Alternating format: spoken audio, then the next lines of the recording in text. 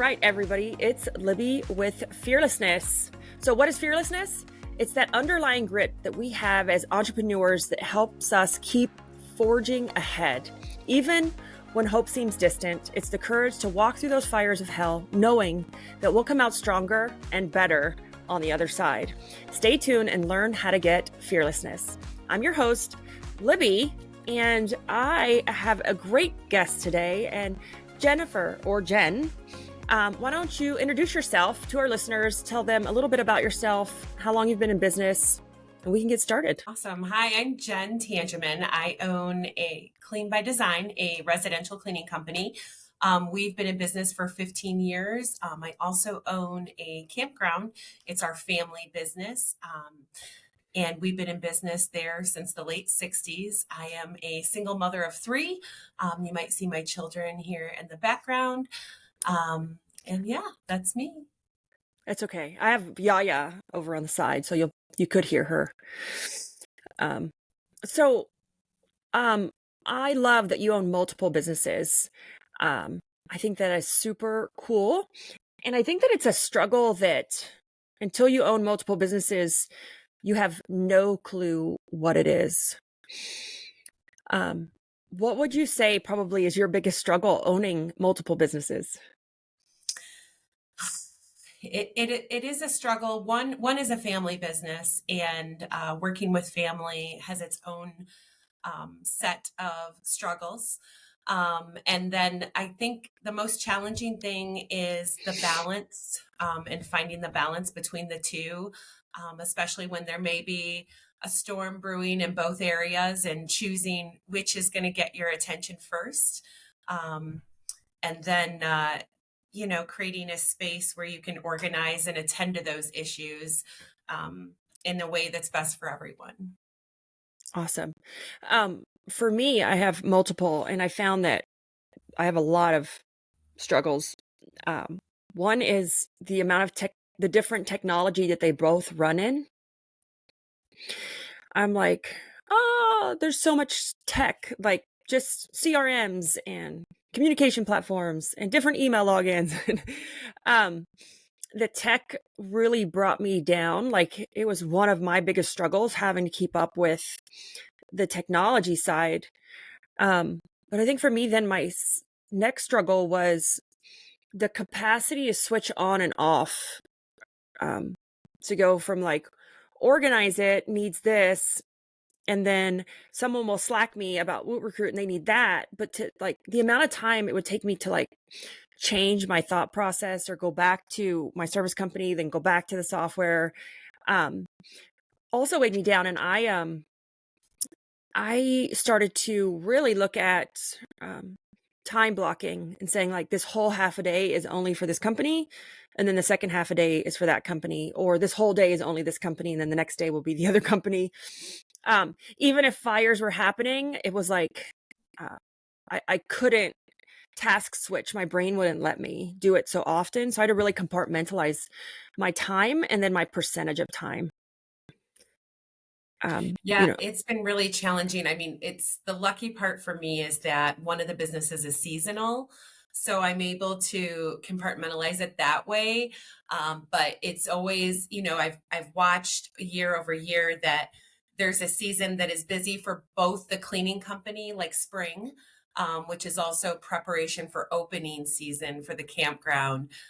So I am doing a little bit of the time blocking, and a little sad that my weekends may become weekend for one business and weekdays for the other. So that's definitely a challenge. Absolutely. Right now, I work nights, in the evening for one of the businesses because I don't have enough time during the day. So that's that struggle right now because we're launching a new location, and sometimes you have to put in those extra hours. I said, whoever, that the book, The 4-Hour Work Week, we know that the people that only read the title are the ones that believe it. If you actually read the book, you would know. You would know it's not really that. So out of the two businesses, which would you say, like, could you share a great learning lesson? You can pick either business, your service business or the campgrounds. is there one moment that really stands out as a powerful lesson that you learned since starting them? Oh, so many powerful lessons. Um, I think the most powerful lesson is to seek a community who can support you. Specific to the industry, before owning the cleaning company and taking over the campground, our family business, I did marketing consulting where I helped small businesses start. And one of the best pieces of advice that I thought I gave those companies is to find someone in their industry and call and ask for help, ask them questions, ask them, to tell you about their journey so far and the things that they've learned. Um, and if it wasn't for the support that I've gotten in the communities I found related to my industry, I'm not quite sure how I could navigate any of it all by myself. So I think the powerful lesson is you're not alone. There are other people out there that are experiencing the same struggles that you are, and they are happy to save you some grace and falling on your face repeatedly by sharing their experiences with you. So I have really grown through the communities that I found related to my industry and the support from those communities. Absolutely. I would say probably without CBF, I would have struggled tremendously with my cleaning business because I knew nothing about the industry. Nothing. Same thing with my software. I'm in a software group, mentorship, and you can really see the growth of my business when I joined, just double in revenue. So love that advice. I think it's very powerful. I also think that a lot of us, especially when you're just starting out, we may not see the value of investing in ourselves, investing in those groups, because typically some of these groups cost a decent amount of money. But what you're doing is you're propelling yourself forward, and you don't have to figure it out. It's not going to take you 20 years, and you're paying to learn from other people's mistakes. So you get to skip. It's like a game of leapfrog. You can skip over that mistake. And I find it so interesting when I see people on Facebook saying, "Oh, I don't want to pay for that. I'm just going to figure it out myself." It's It's just, exhausting to figure it out by yourself. And I mean, in my cleaning business, I went 14 years of trying to figure it out on myself, by myself. And I really did think at one point that what else could I learn? How many more times could I fall on my face? And then that moment when you realize there is so much more you don't know. And there are so many things that already exist. You don't have to recreate the wheel. And you can gather that information and that intel by masterminding with other successful business owners, and even masterminding with those that may have a business that isn't at the level of your business. We have so much to learn from each other. yes. I love that topic because, again, I feel like we don't see the value in, 14 years is a long time to, try to figure it out yourself. And I think that that's why we end up having such burnout for our business sometimes, is we're trying to figure it out and figure it out and figure it out. And there is a side, it's like the other side of the rainbow that you get to with your business. Cause a lot of people ask me, they're like, "Libby, when does it get better? Cause it doesn't feel like it. Like, where's the light at the end of the tunnel?" And I really don't think, or you're going to have a hard time finding that light until you're really ready to kind of get serious about learning, masterminding, having an open mind, no matter if you agree or disagree, but just taking that information in is so powerful. And I love that you said, "What else could I learn?" Because let's just talk about cleaning, because I own a cleaning company too. Cleaning is the easiest part of it. The actual cleaning part is the easiest part. And sometimes the smaller business is so focused on the cleaning side. And that's the easiest part. It's like the easiest part. It's all the other things that we don't know how to do, which is the business part. Right. That I found so interesting, especially me. That's what I was focused on, is like, how can I make the cleaning better, cleaning better, cleaning better? And that was the least important part of trying to grow and scale. Yeah. And that's where all my emphasis was. I was like, oh, my organizing side came out and said, oh, I'm going to make this great manual and this training. And I had no clue what I was doing. Right. If only we could go back in time and teach ourselves what really mattered, you know. I was so focused on quality and the results of the clean. And now I'm much more focused on connection with the client, connection with the team. So that's going to lead me into another question then. Um, you know, what would you tell the younger version of yourself? Like, what advice would you give the younger version of Jen that you know now that you wish you knew when you were like 20? Because we're not going to listen when we're like 15 or 12 or 18, maybe 20, Right. 25. Oh, so much advice. I would advise myself to listen better, listen to my clients, listen to my team, um, to be humble and supportive, um, to ask questions, to ask clarifying questions so that I fully understand what the need is of an individual. Um, I have a very strong personality, and I'm thankful for it because I think it got me this far. But if I could go back and talk to my younger self, I'd settle down, and find humility. And you're going to learn so much by asking questions and seeking understanding of those that you are collaborating with. Awesome. I just look at my kids because I have a 25-year-old. They're all fixing it. All their birthdays are going to fall in the next 3 weeks. So they're 25, 15, and 5. They're all going to be 26, 16, and 6 very soon. But I look at my 25-year-old and my 15-year-old, and I'm like, oh my God, I wish they would listen to me. So that they could then skip all my mistakes. But the 15-year-old he's 15. He doesn't want to listen to anybody. He's a great kid. He's just, 15.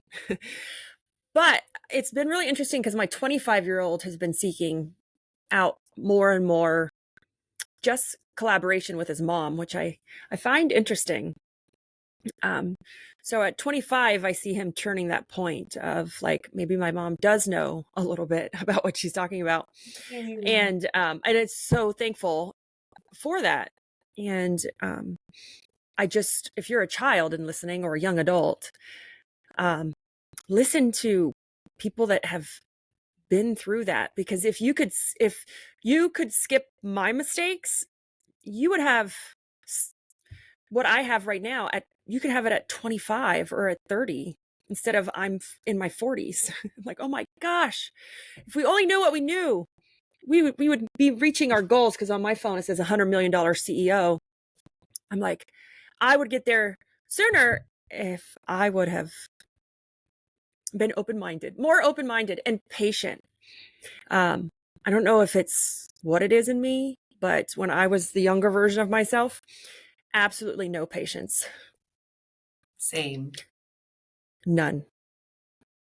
And I've experienced this with my children. My children are 14 and 21 months apart. So for 51 days of the year, every year, like soon, I will have a 17, 18, and 19-year-old. Wow. Yeah. And my 19-year-old hopes to take over the family business, and I hope him to do it sooner than later. That's great. I've spent the last 2 years coaching him through the opportunity, and how much I wish I had the support that I hope to give to him from my parents, because the road to where I am was much bumpier than the road I'm trying to pave for him. And same concept, I want to spare them from some of the brutal lessons that I learned at their age. But I also approach them in the way I wish someone would have approached me, which is here's the information. My intention is to share it with you out of love because I want it to be helpful. And I trust that you'll take the parts of this that, work for you now that you can apply right away. And then maybe later, the memory of this experience will help guide you through something when I'm not there.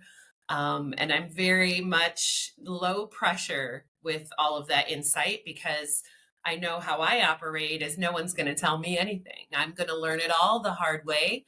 And so it's exciting to offer that opportunity for them to skip some of the lessons, but I'm also very aware that they may too still go through those lessons, and that's okay. In that event, I tell them I'm here to support you when you fall. I'm here to pick you up every time, and we'll get through this one way or another. That's amazing. We do the same thing. We give them the information and they can do with it what they want, but absolutely no pressure. So, talking about being able to do these things for our kids and sharing those moments, as far as business goes, what moment would you say you're the most in business? In either business or in both? Either one.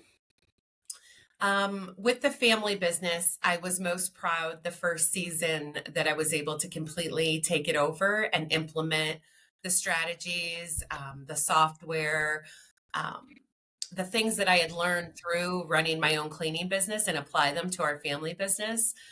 So what I should say is the first year that I was able to retire my parents, and the success of that year, watching the business run successfully, create profit, and afford the operations of the business. For me, that was like getting my trophy. Being able to say this business ran, the revenue covered all the expenses, there was a profit, it created this many jobs, it created entertainment and recreation for this many families. And for me, that was something to celebrate. For my cleaning business, let's see, a moment that I'm most proud of. I think I'm most proud of our transition from being what I thought was a business to becoming an actual business. So, working remotely to having an office, having subcontractors to having employees, and really bringing together the pieces that make the cleaning company a business, more so than just this, winging it type style that I had been operating in for so many years. And so to see how many things we implemented in the period of time that we implemented them, I'm very proud of that. Very That's proud of what amazing. it's done for my employees. Yeah. Absolutely amazing.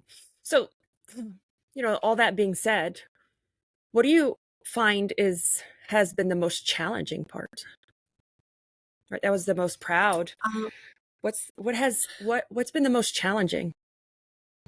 I think the most challenging thing is that I am a leader. And so having to um, be prepared at any moment for anything all the time. That is the most challenging thing.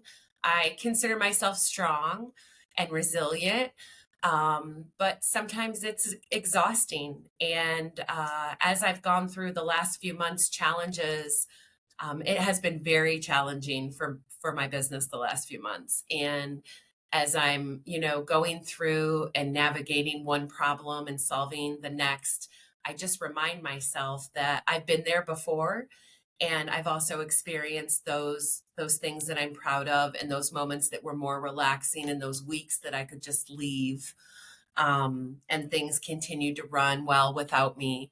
And so, um, yeah, that just maintaining the strength to get up and try again every single day, no matter what. Um, And challenge. so that's kind of where this podcast had spun from. Was it's it was my husband who said, that's some sort of you have this fearlessness inside of you that every time you get knocked down, it doesn't matter. You just get up and you do it again and you do it again. And you could be upset because he has seen me go through, like, times when I first started, you're like, oh my God, I don't know if I can make payroll, to, oh my gosh, I have to fire an employee, to just that growth over the last, we've been together 12 years. And it's that fearlessness we have inside of us that it's hard to explain to a non-entrepreneur. It's hard to explain to our spouses if they're not an entrepreneur, or our partners, and even to our employees when maybe we have to do things in the best interest of the business. And, I will agree with you. I had a long journey leading up to, for a little while, I called it my work personality and my regular personality, that you had to go in every day to work and smile and ask people how they are. And you can't just blurt out a bunch of demands, because remember I said I wasn't patient. I had no patience, to eventually that personality evolving into who I am now. And I'm patient in the way I take care of my kids, raise them, how we handle employees, to how we handle a crisis. And I think the more and more we go through, for our listeners, like the more and more we go through, and we don't give up and we keep pushing ahead, we're conditioning ourselves to get stronger and stronger and stronger. We can't let it knock us down. Yes, I've cried many times before or gotten mad. But it's just that moment, and you can't let it knock you down. You have to get up and you have to dust yourself off, keep smiling, and keep pushing ahead. Because each time we do that, we build, it's like interval exercising. We're building up the ability to handle more and more pressure, more and more stress, more and more issues, where it doesn't tend to affect us so negatively emotionally. We know how to process it, walk ourselves through the steps and handle it, and it doesn't emotionally wreck us. It's when we're first starting, it's because it's emotionally just wrecking our day or our week or how we're feeling. It's exhausting. But I just want to give you the advice. If you truly want to keep pushing through this as an entrepreneur, that's how you get stronger. It's funny. People asked us, like, how did we get through the hurricane? Like, they watched me because I kind of documented it on Facebook. And then how did we get through COVID? And then how did we get through certain things? And went through Hurricane Irma and then Ian. And it's funny because I take it all back to all of the things I had to go through with all of my past life, like my past relationship. I had an ex-husband who was an alcoholic, who was horrible, after the alcohol got so bad. But all those little things led me up to being able to handle every crisis. It's funny, you speaking about that brought up for me. I remember, I don't know if it was in the last year or two, but I remember being so excited about what was coming next. And when I say what's coming next, I mean what challenge is coming next. Like, I can't wait to wake up and fall on my face today, because I know I'm going to learn so much from it, and it's going to change the direction of everything else thereafter. That I'm excited to wake up and see what goes wrong today, because this isn't happening to me. This is happening for me, and I'm going to learn from it, and it's going to make me and my business and everything that we do better. And I remember some of my friends looking at me like, she is crazy. She just can't wait for the next thing to go wrong. But I just couldn't wait to learn more. And going back, like, to your previous question about what I would tell my old self, I would say, get excited about every single challenge that you are going to endure, because you're going to come out on the other side stronger than ever and more equipped for what you're going to experience, because it's a roller coaster. You're going to have moments where you are at the top and you're able to see these beautiful views, and you're going to have moments where you feel like you'll never get to the top again, but you will, and you'll do it through the lessons and the challenges that you can push through. I'm excited now. I, I love that, because I mean, I'm sure you can relate. How many times have we seen or have we heard, even from our employees, oh my God, I hate Mondays. Like, oh, it's Monday. And I had set on a mission that I didn't even want my employees to have that mindset, let alone like other business owner friends or entrepreneurs or even myself. We have to get out of that mindset that's like, oh my God, I don't want to wake up and look at the phone. Like, who called out today? What disaster do I have to deal with? And, essentially it's all the things that we have to learn. We have to go through this. You have to go through it. You can't just be, and I'm not a $100 million CEO yet, but you can't be a $100 million CEO if you've never experienced any of those pains, because I'm not going to learn the lessons I need to build to that. And so it isn't happening to us. It's happening for us. What lessons can we learn? But you have to go through it. And you have to be cut from a different cloth to be okay with it. But you have to go through those call outs, people, messing up stuff, bad quality, issues, firing, hiring, promoting. And you have to go through them. Otherwise, you're not building to the entrepreneurial muscle you need to grow to 1 million and beyond. Right? It's like interval exercising. Look at every one of those mistakes, like it's conditioning you to be that millionaire that you want to be. Yeah. The sprints you ran for the volleyball team. Yes, absolutely.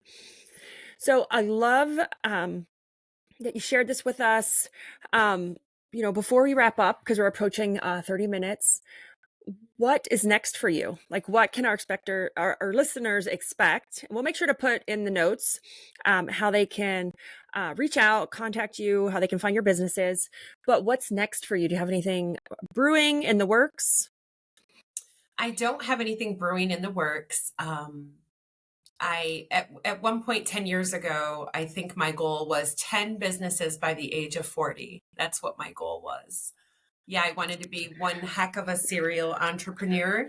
Now that I have 2, I just want to completely set up the one that I plan to pass to my son to be successful and run well for him, coach him, mentor him. And then I hope that in 2 years' time, I can step completely away from the cleaning company, and that will create a space for me to start something new. And I don't have that plan mapped out yet. But whatever I'm doing will hopefully be seasonally in a much warmer place than Michigan. Oh, yes. I'm sure it's freezing today. Yeah, it snowed about 3 inches last night. Okay, because I'm in Georgia today and it's freezing here. Mm-hmm. Yes. Awesome. So I want to thank Jen for being a guest on the Fearlessness podcast. And to our listeners, thank you so much for listening. If you want to find more episodes, you can visit libbyd.com or thefearlessness.com. And guys, that's a wrap today into the heart of fearlessness. Remember, every step we take is a move towards our own strength and courage. Keep walking through those fires, because on the other side lies a version of yourself that's unstoppable. I'm Libby, reminding you to embrace your fearlessness. Until next time, stay brave, stay bold, and keep pushing forward.